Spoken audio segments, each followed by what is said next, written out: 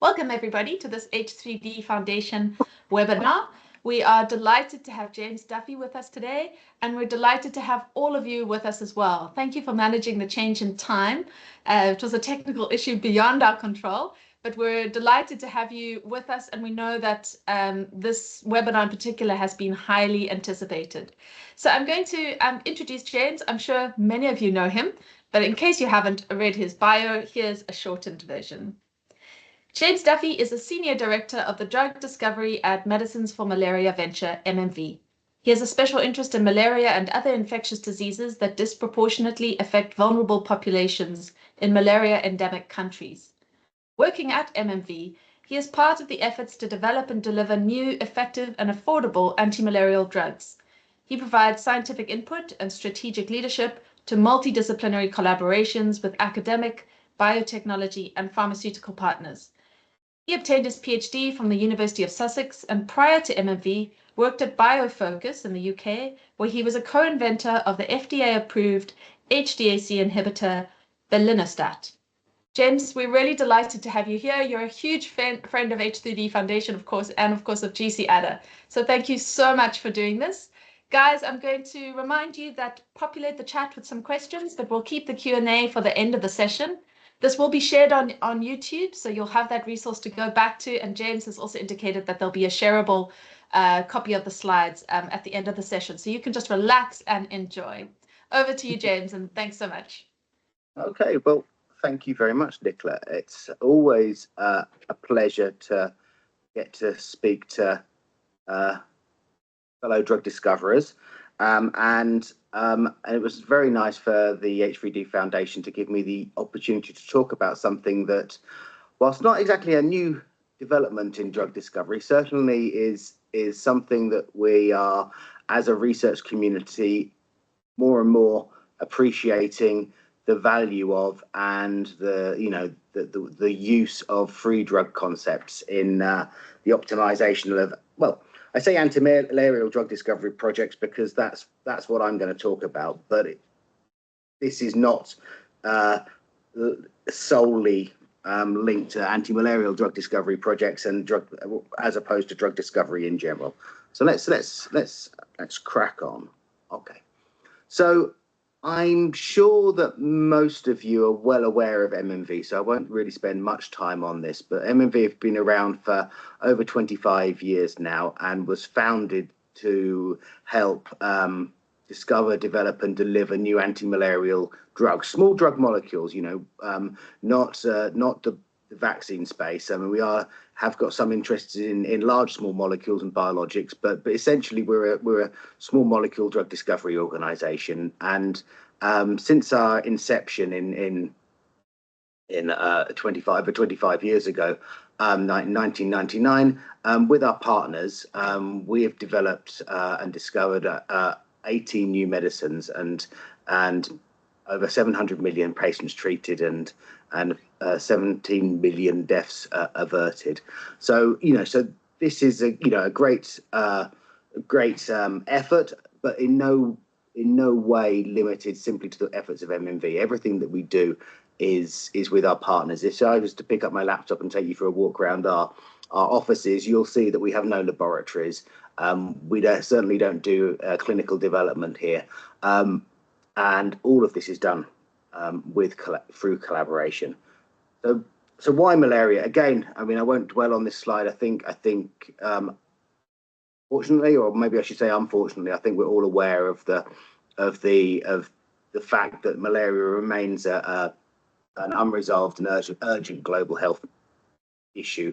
Millions of people are unprotected and untreated, and factors including drug resistance, climate change, fragile healthcare systems in many of the malaria endemic countries are really a headwind that we're pushing against in terms of the progress that we are making, which has somewhat stalled in recent years.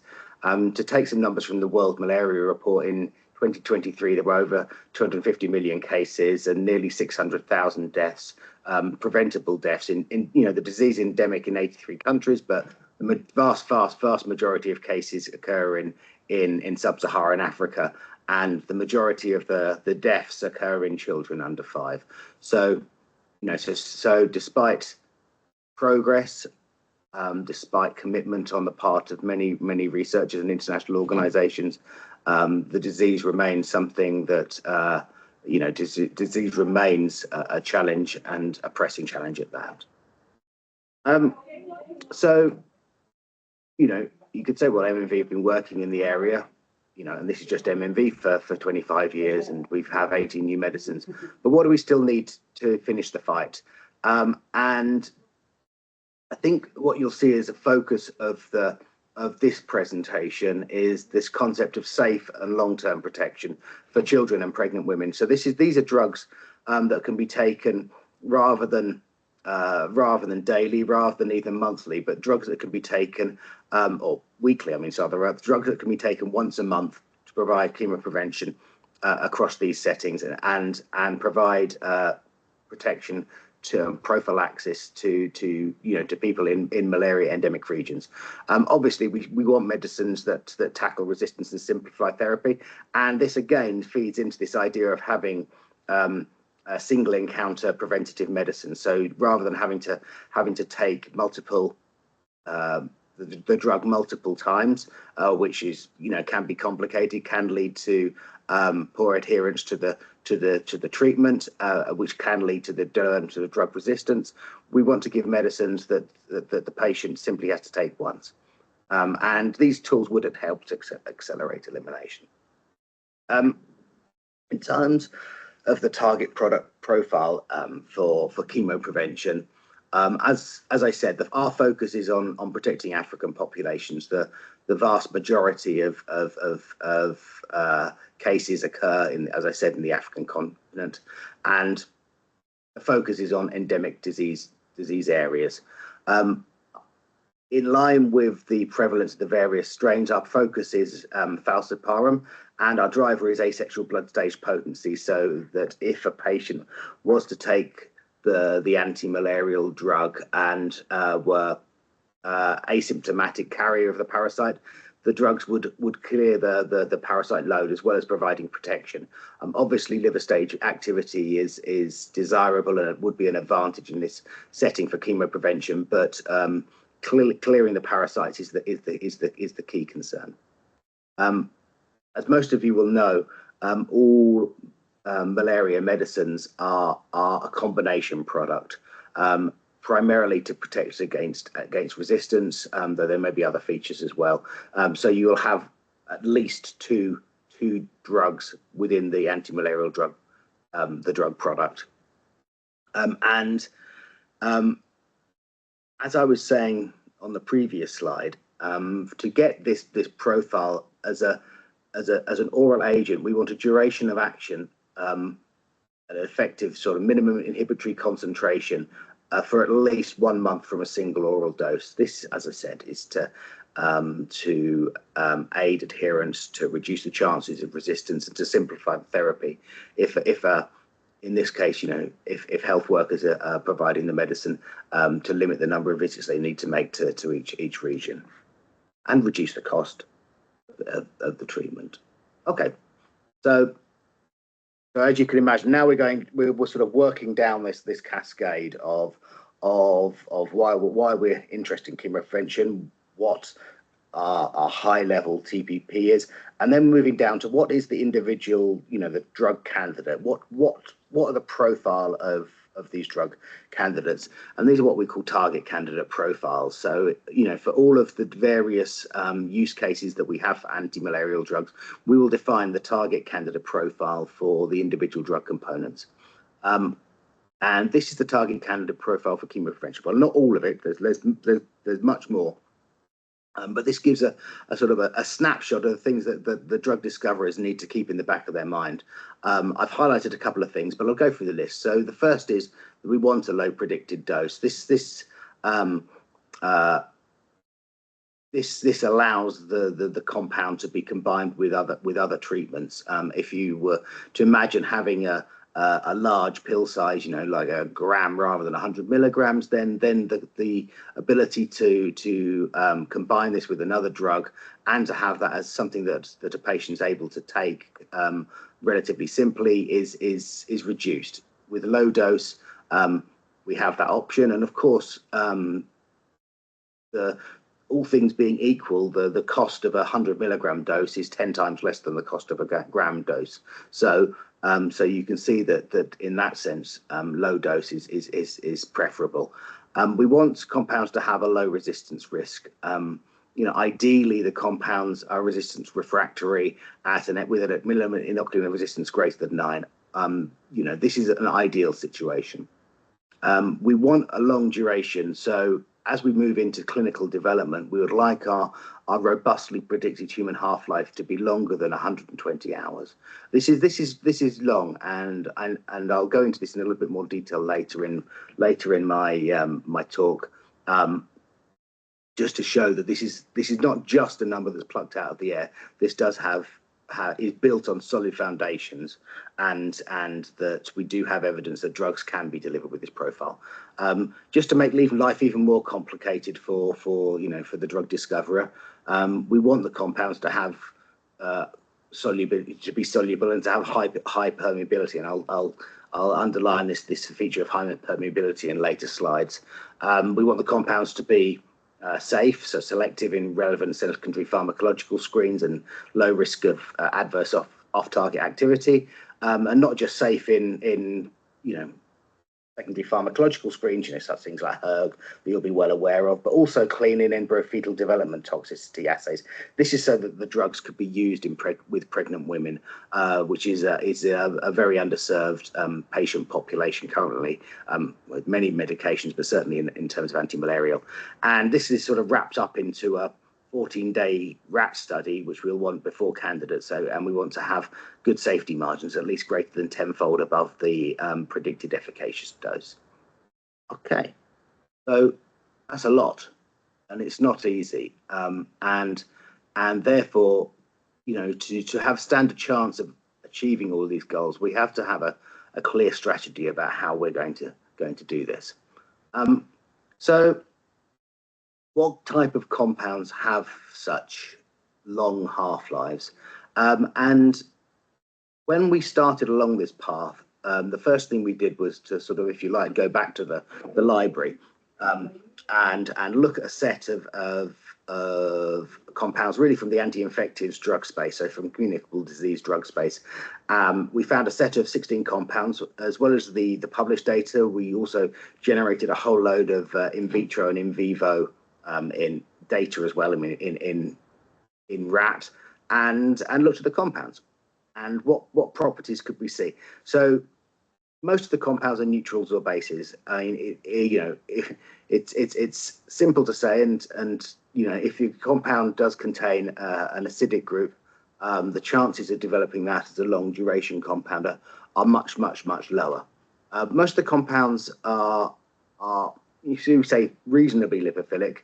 The neutrals are certainly greater than a log D of 2, and we do appreciate that that neutral compounds that are lipophilic, the lower solubility is likely and is observed. The lipophilic bases tend to have better solubility, but, and we'll again talk about this a little bit later, this can lead to high volumes of distribution and then potential drug-food interactions. All of the compounds had high lipoidal permeability and a low efflux ratio.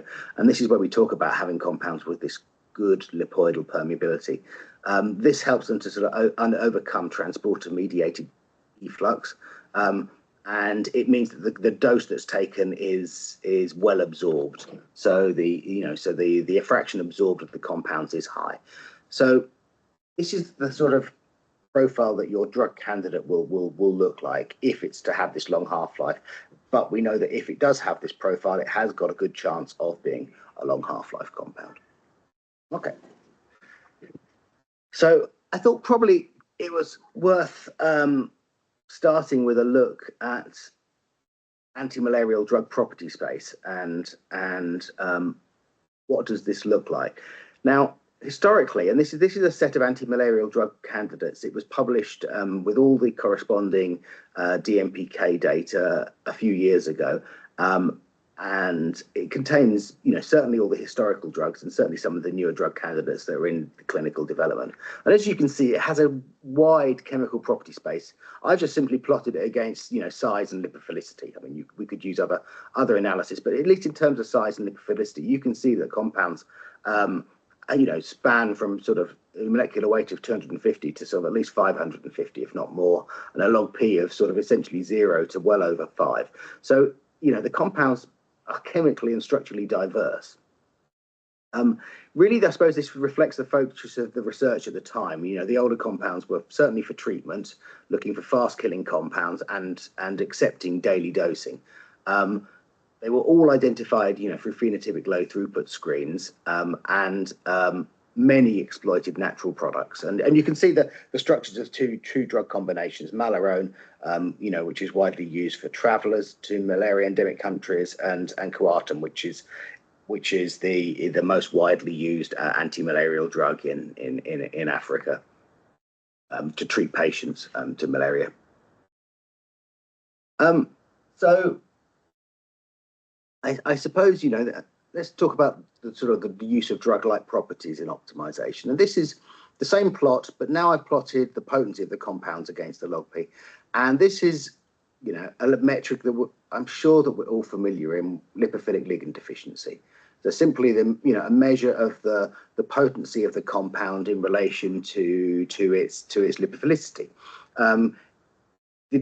When drug discoverers, I suppose, started considering metrics such as this, they were trying to provide a guide for you and for me to identify compounds that had a high quality, emphasizing enthalpic target interaction rather than non-specific lipophilic led interactions such as displacement of water molecules or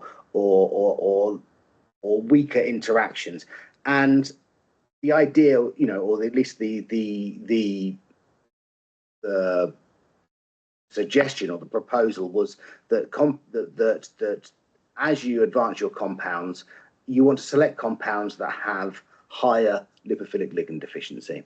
And lipophilic ligand deficiency is just simply defined as the PIC50 minus the log P. So a very simple calculation for any of us to calculate. And you can look, and here are three compounds that came out of really when people started to use these properties. When the high throughput screens that started in the 2010s, I think, when pharma companies like Novartis and GSK and MMV and our partners started doing these large high throughput screens, phenotypic asexual blood stage high throughput screens. And these are compounds that all came out of these efforts. So you can see separgamine and ganaplacid that are in late stage clinical development, discovered by a team at Novartis. M5717, which is a compound that was licensed to Merck, but discovered by the team at the University of Dundee. And you can see that they're lipophilic ligand deficiencies and where they are on that graph. If you can squint, you can probably see the red dots. So they're okay. But can we do better? Is this the metric that we're going to use to drive our drug discovery projects?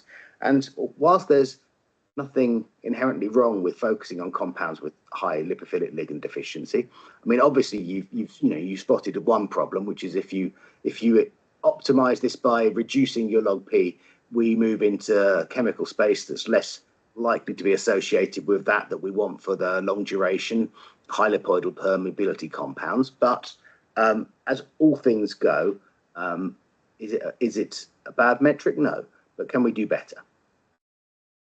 Okay, so now this is I think why you signed up to this seminar, is how we can use free drug concepts, working in a free world, to optimize our projects and to guide our drug discovery efforts and drug compound design. The first thing, before I even start on this, is there is a recent publication from a whole range of MNC partners and consultants, experts in drug discovery, specifically DMPK, and I'd well recommend you read that paper. It's not a particularly long article, but it's got a lot of useful information. Much of it has been incorporated into this talk, and I probably haven't done the authors justice, but I would certainly recommend that you get a hold of a copy of that paper and have a look through it. So what I've shown in the top right corner is this fundamental concept that efficacy, clearance, and dose are driven by unbound parameters. The unbound drug concentration, the unbound drug can cross the membranes. The unbound drug is what binds to the target, and the unbound drug is cleared. In terms of potency, we generally talk about IC50 unbound, when we put the U there to indicate unbound, and it's the whole, in malaria anyway, I mean, is the whole cell potency corrected for binding to the assay medium. This is proportional to in vivo unbound MIC. So, which is very useful because we use MIC unbound in many of our dose predictions. But it's good to know that as you improve or increase your potency in the whole cell assay, this does correlate with what we expect to see in an in vivo setting. Unbound, in terms of DMPK, unbound volume of distribution, VSSU, and clearance, CLU, are the clearance divided by the fraction unbound in plasma. And again, this can be measured. And those of you who've come across the MMV open access dose prediction tool, and again, well worth having a look at this. You can use this for, simple PK predictions, or not simple PK predictions. They're quite sophisticated, but a simple amount of data that you need to add.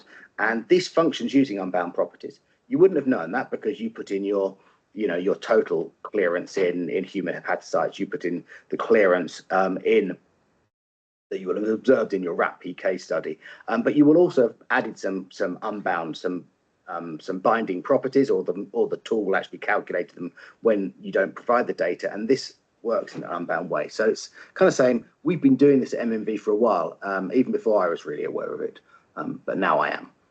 Okay, so let's start with unbound potency. I'm trying to, over the next 15 or so minutes, I'll try and show some examples of how it works. And at least within antimalarial drug discovery projects. So the workhorse antimalarial asexual blood stage growth inhibition assay contains Albumax. We moved away from using human serum mostly a few years ago, just simply for the convenience of using the the synthetic, if you like, equivalent Albumax. And compounds non-specifically bind to the assay media or even the vessel, and this can affect assay results.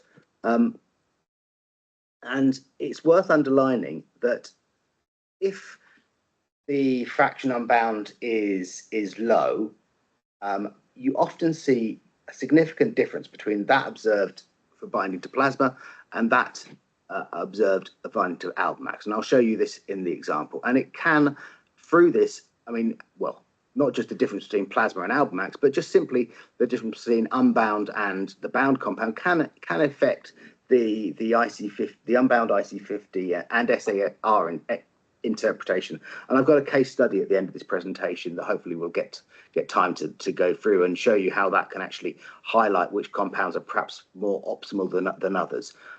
So here's an example. And here we've got coartem essentially. So we've got artemether, which is a 14 nanomolar measured compound, and lumefantrine that was measured to IC50 of 84 nanomolar in Albumax. Now, as you can see, if you were to measure this compound in serum, the potency has actually shifted. Likewise, the binding of artemether to Albumax is a fraction unbound of 0.14. This would equate to about 85% bound compound, but we prefer to use FU, this fraction unbound, which is 100 minus the percentage binding divided by 100. It's a more convenient way to represent these numbers. And you can see that the Albumax binding for lumefantrine is much higher, and even higher when you consider the human plasma protein binding. There's a tenfold difference between that. And so therefore, when you calculate the unbound properties, you can actually see.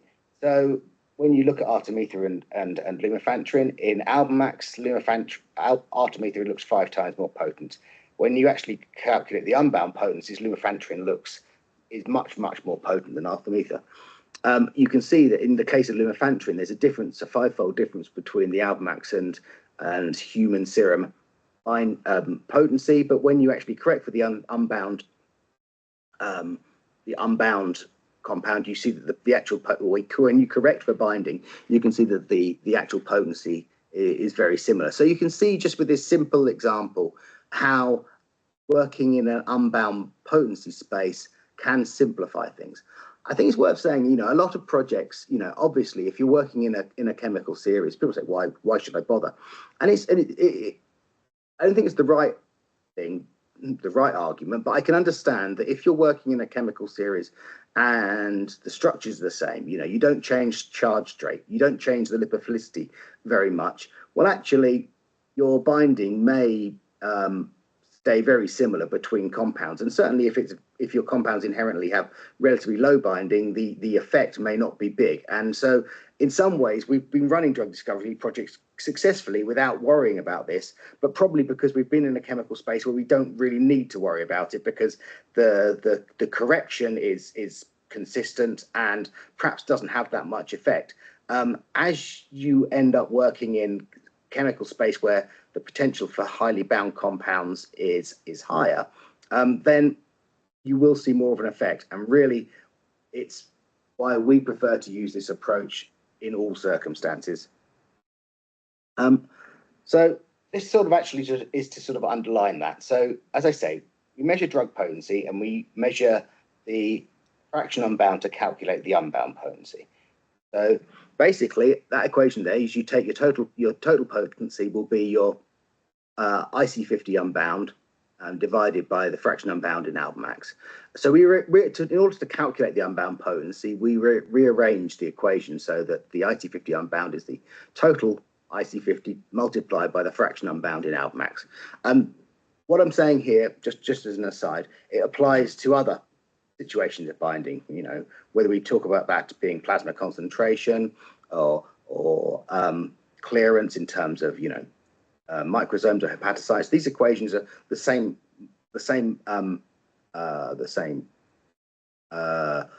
transformation will happen. But due to this rearrangement, we've somehow, I think, created the illusion that your unbound potency has two factors. It has the total potency and there's your Almax binding. And so you can modulate your Almax binding to increase your or decrease your unbound potency. But this is fundamentally wrong. It's wrong to say that the compound is potent because the binding is high, or that potency can be increased by increasing binding.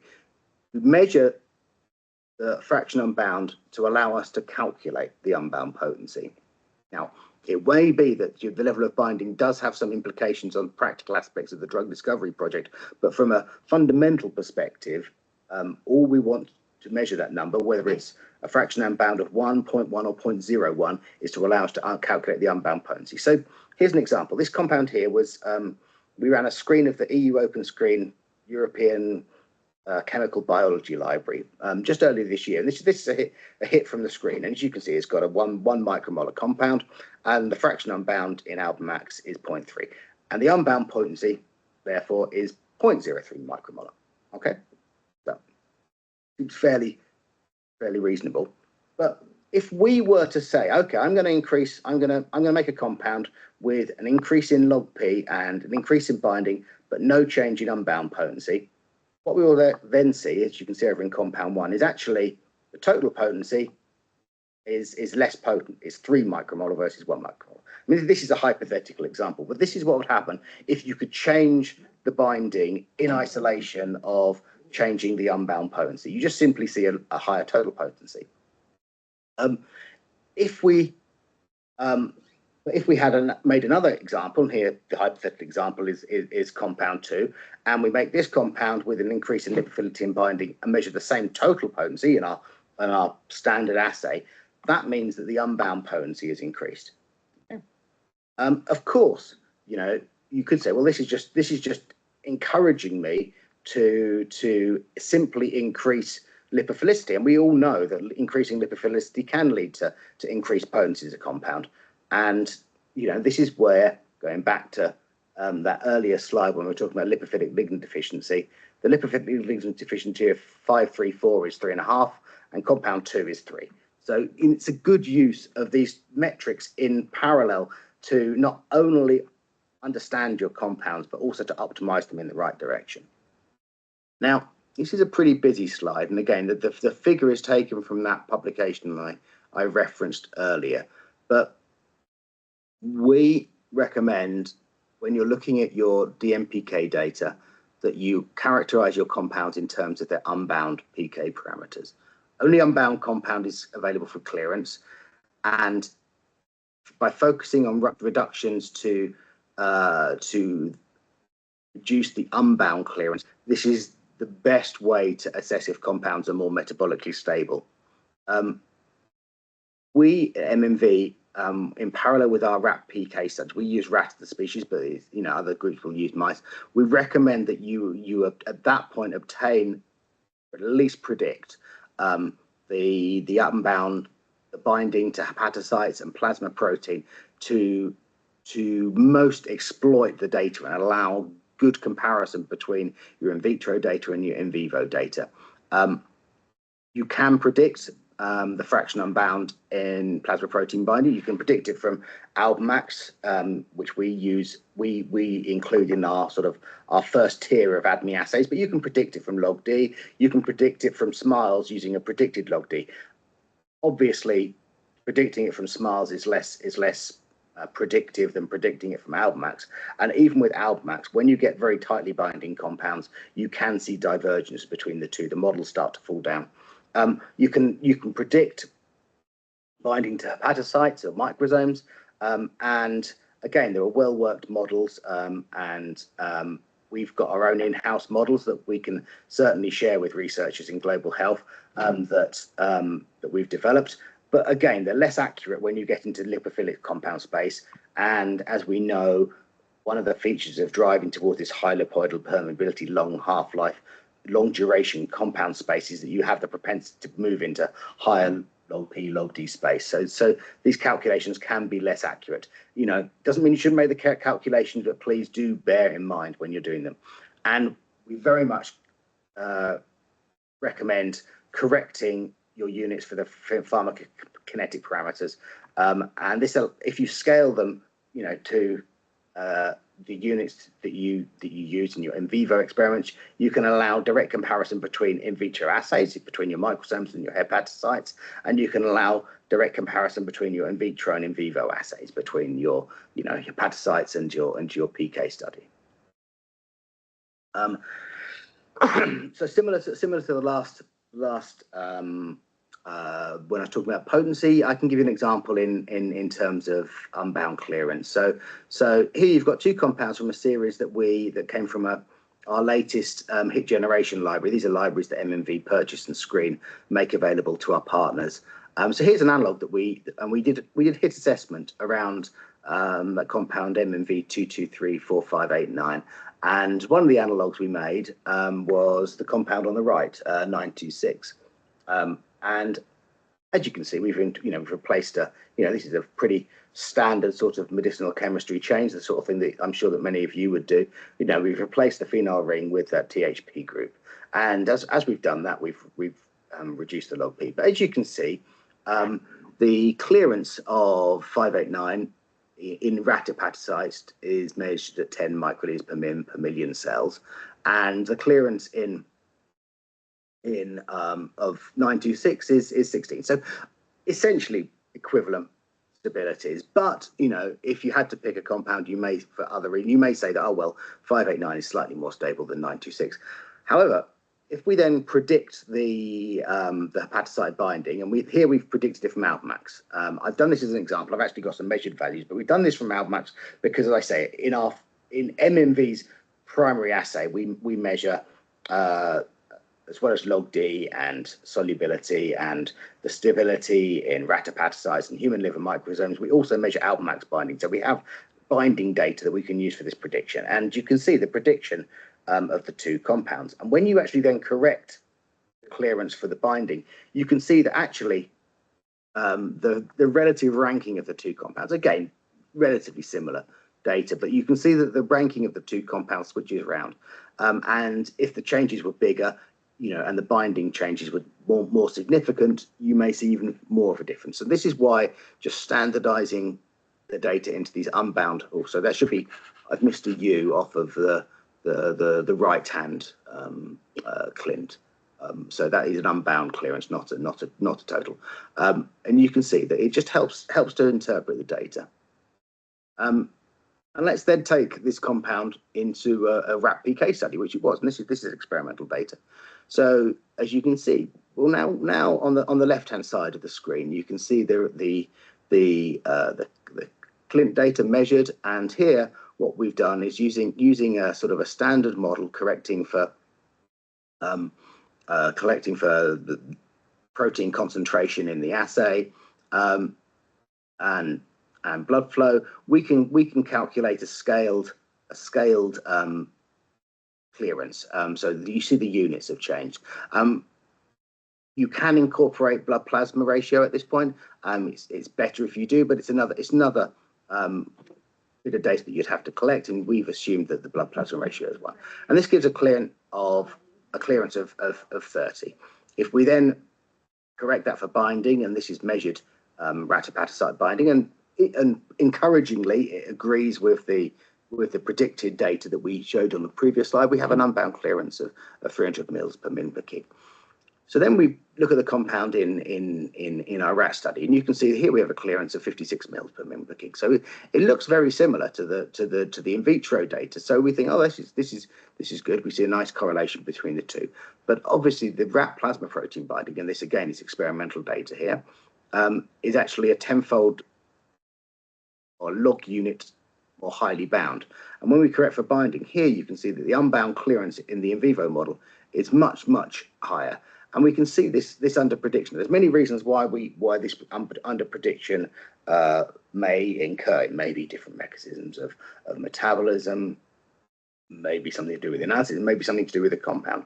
But understanding this allows us to understand our data and to really use, understand the challenges of our compound and make decisions based on addressing these issues and not thinking that the issue doesn't exist.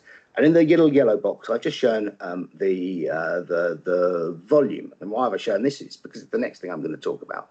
And this is the unbound volume of the compound, again, corrected for the plasma protein binding. You can see that comes to 200 litres per kilogram. And one little note on that is there are ways to predict unbound volume. We're fortunate at MMV that we have an agreement with an organisation, a biotech company called, or pharmaceutical company called Relay, and they allow us to use their model. And we predicted, using their model, we predicted to be about 300 litres per kilogram. And you can see that it's a model that predicts pretty well. If you're using tools like Stardrop, you can predict it using them. And again, correcting for plasma protein binding, you see similar sorts of results. So it's just to say that you can predict that as well.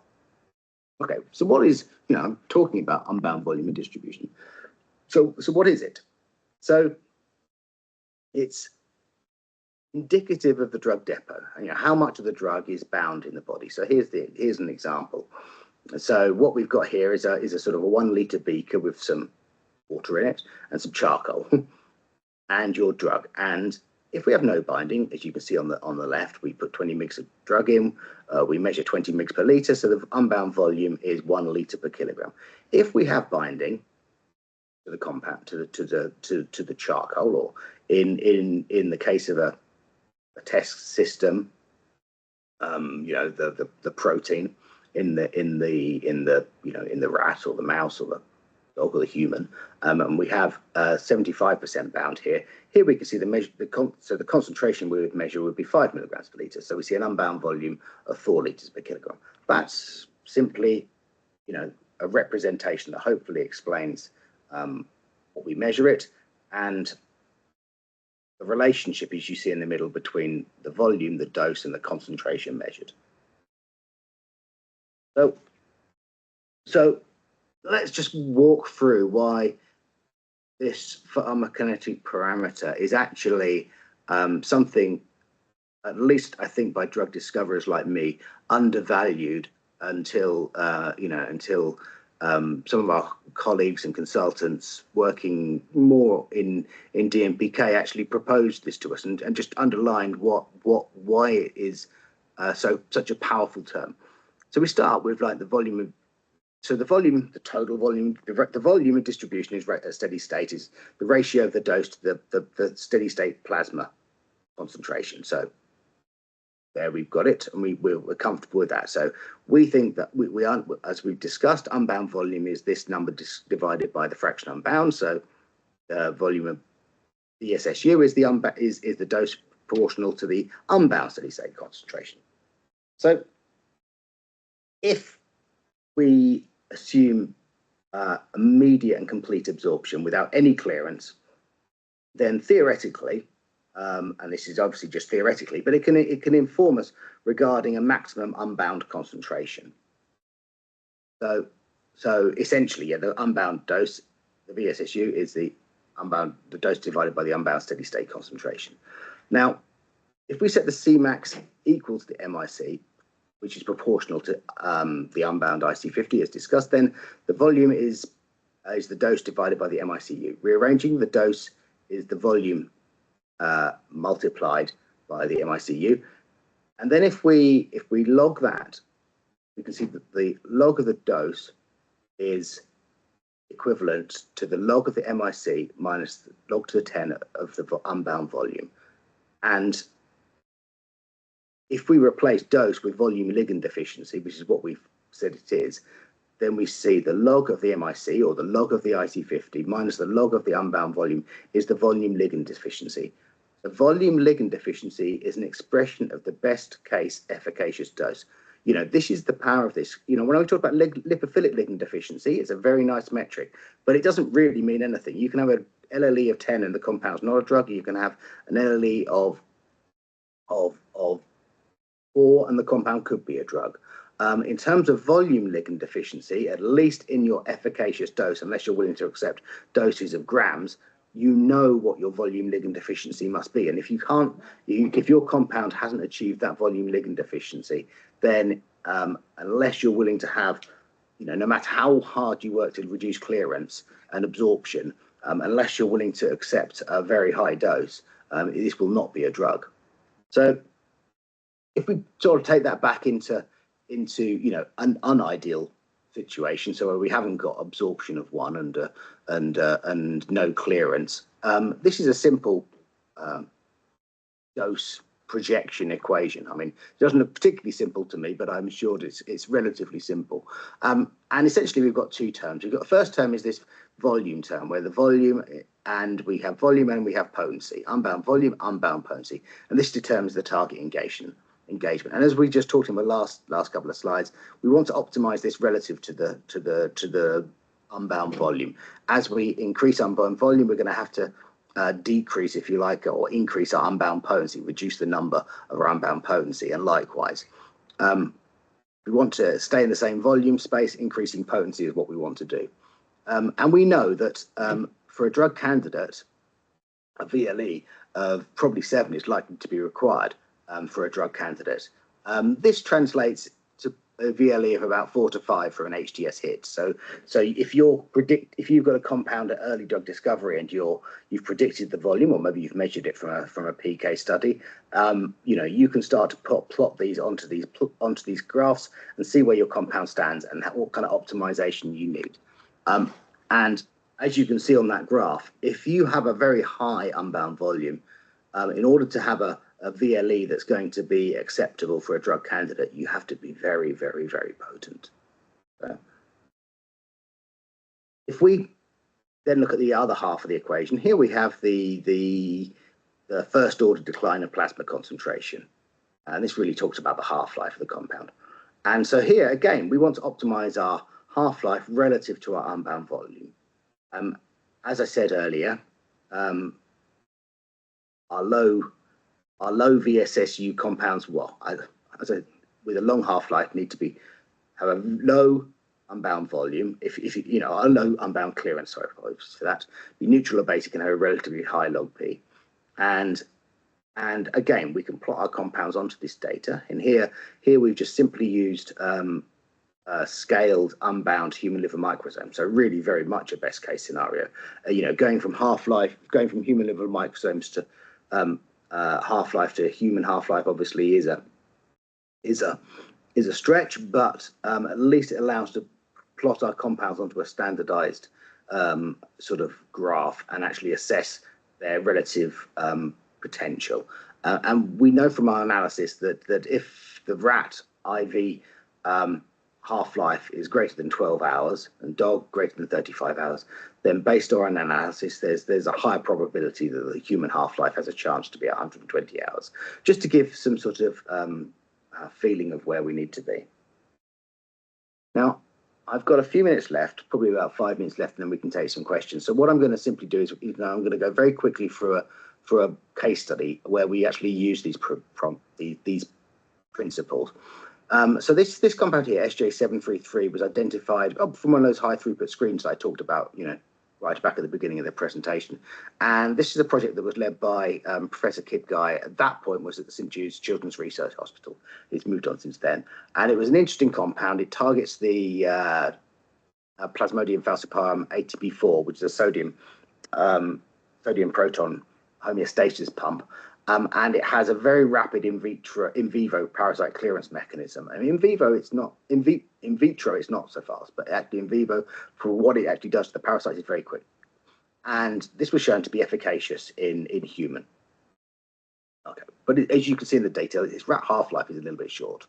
The short half-life meant that the dose was predicted to be quite high, and so we decided in parallel with Kip to do a backup project. And this is you can see a picture of Kip and my colleague Steve Brand from MMV, who ran this project for MMV. And as is the way with many sort of backup projects, they took the starting point and they decided, what do we want to keep? They wanted to keep this, for example, the Ames negative aniline, and what did they want to modulate? They knew where the metabolism was occurring, and it's occurring on that pyridyl ring. So key modifications were to block the N-oxidization either sterically or electronically, and the idea was to generate a 100 mg single dose treatment of SJ733. So here we've got we're looking at unbound potency and lipophilic ligand deficiency. And as you can see on the top graph, and I've coloured it, I'm sorry if it's a little bit unclear, but we've tried to make it easy for people to see. I've coloured the compound so you can compare it to the bottom graph. The top graph is total IC50 and the bottom graph is unbound IC50. And I hope you can see the value of looking at that analysis. It pulls some of the compounds out.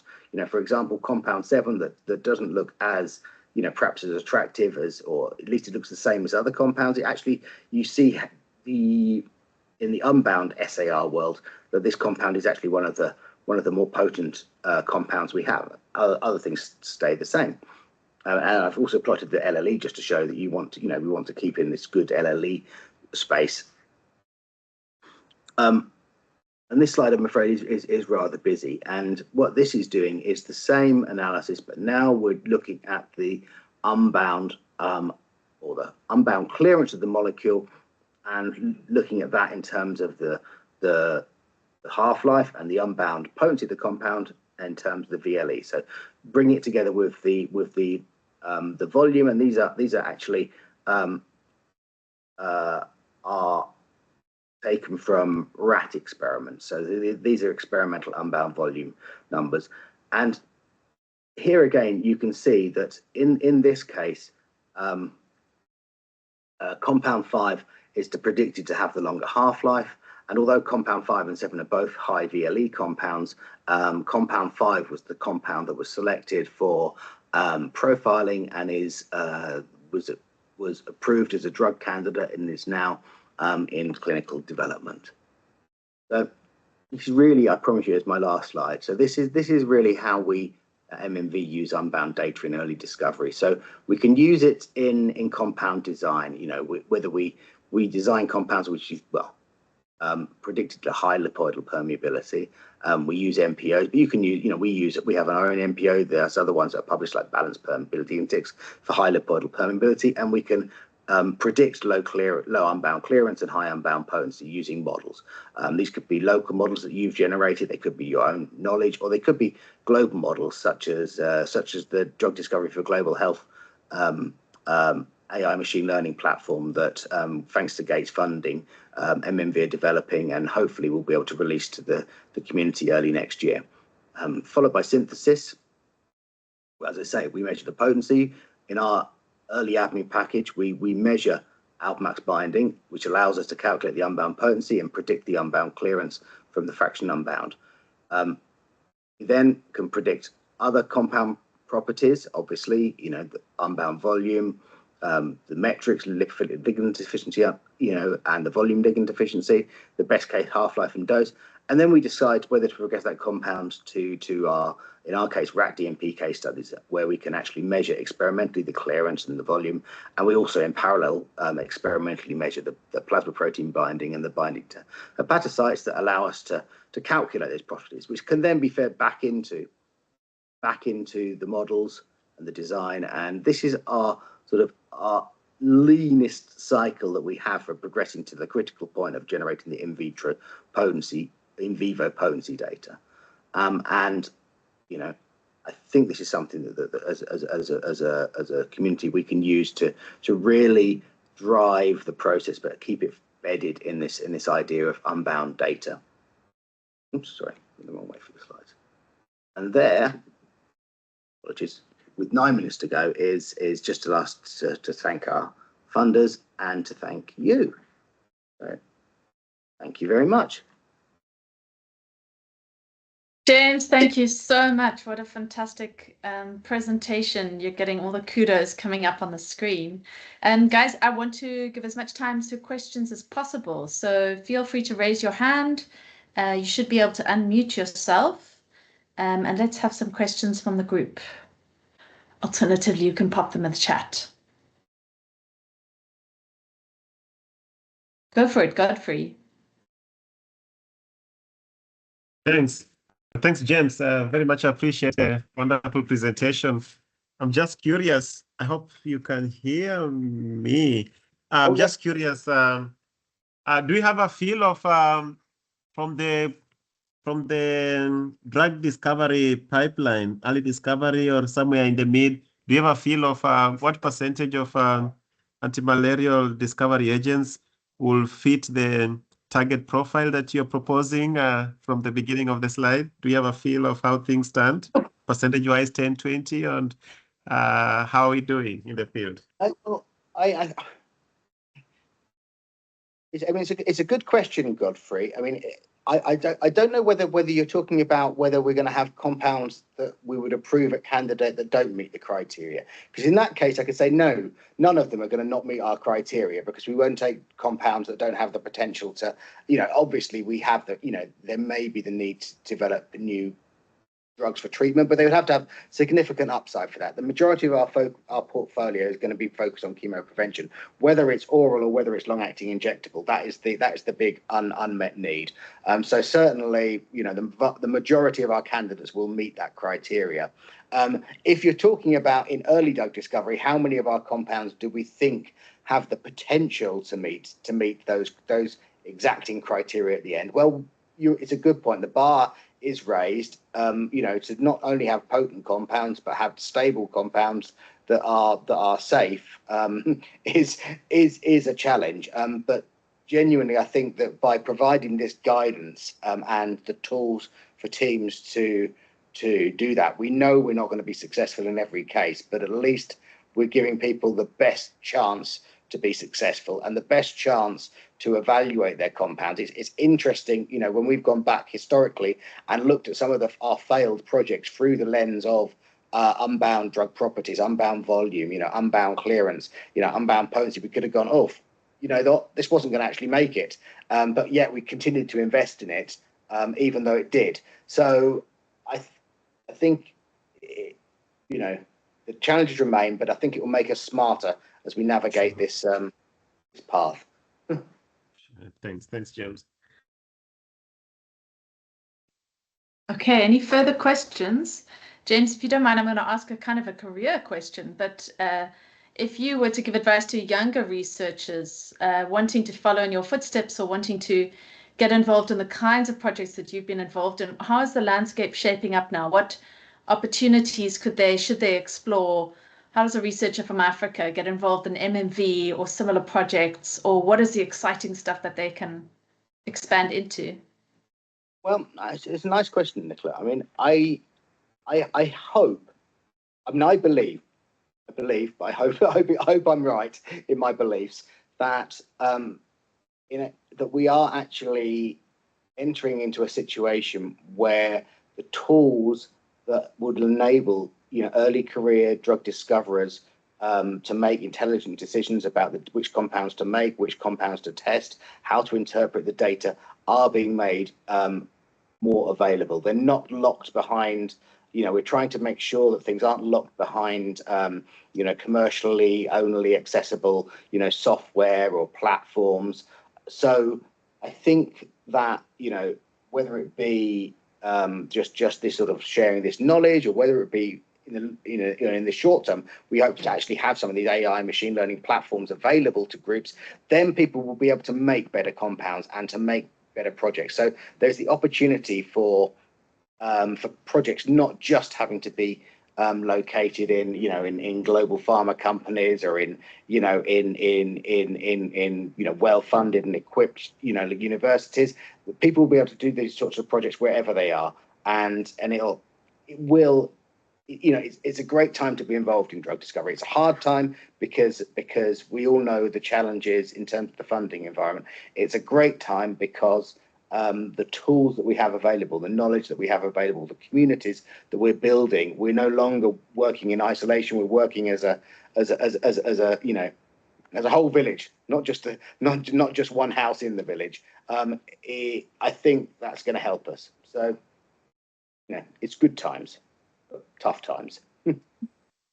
Good times and tough times, indeed. I think that's a beautiful place to end it. So first of all, thank you to all our participants who joined. I do see one more question coming up. We can squeeze you in. Manasa, if you'd like to go for it. You've got 1 minute. Hi, sorry, I had actually posted it in the Q&A. I don't know if you can hear me. Yes. Go for it. Yes, we can. Oh, sorry. Thank you. Hi, James. Thanks for the interesting talk. I just wanted to ask you that you mentioned in the beginning that the best approach for prophylaxis or chemoprevention would be having this long duration of action, inhibiting the asexual stage. What are your thoughts on inhibiting the gametocytes in the host, or sexual stage inhibition? That would also presumably have a good prophylactic approach. Well, so first of all, Matt, it's a great question, and ideally, our compounds moving forward will have a transmission blocking component in that. Whether it's ideally as a part of the life cycle profile of the compounds, or whether it's because we will be able to add low dose primaquine to our drug combinations. That is how we're going to break the transmission cycle and ultimately move towards the elimination setting. In terms of actually, if you imagined having a compound with only gametocidal activity, it won't protect the person themselves from getting malaria.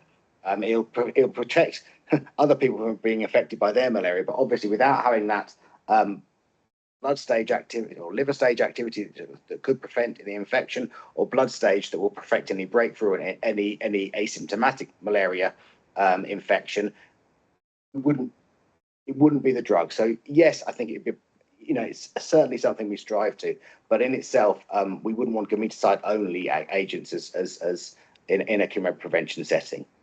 Yeah. So, thank you. I guess I should have asked that in combination with, because you also mentioned that these are usually combined combination agents, right? Or having dual activity. And just to be clear, we would want the two main partners to have the activity that can protect the person who's taken that medication. And any transmission blocking element will be as part of that combo, an add-on. Yeah. And thank you so much. Thanks for this. Can I ask just one question? Are these slides going to be available to us with the audio? Yes. Thank you. Once I've corrected any typos I spotted whilst reading through them. Thank you so much. Okay, thank you, Manasa, and thank you to everyone who participated. And so for those who are still online, we've got another webinar coming up on Thursday this week. So be sure to join in for that. And you can always find us on our links on social media, which I've put in the chat. Please also participate in the feedback form if you'd like to. We always love to hear your suggestions for new ideas and to, give us a sense of how things are going from your side. And then a huge thank you to James. Thank you, a massively busy person traveling all over the world at the moment. And thank you so much for fitting us in and sharing your knowledge so generously with us today. Thank you.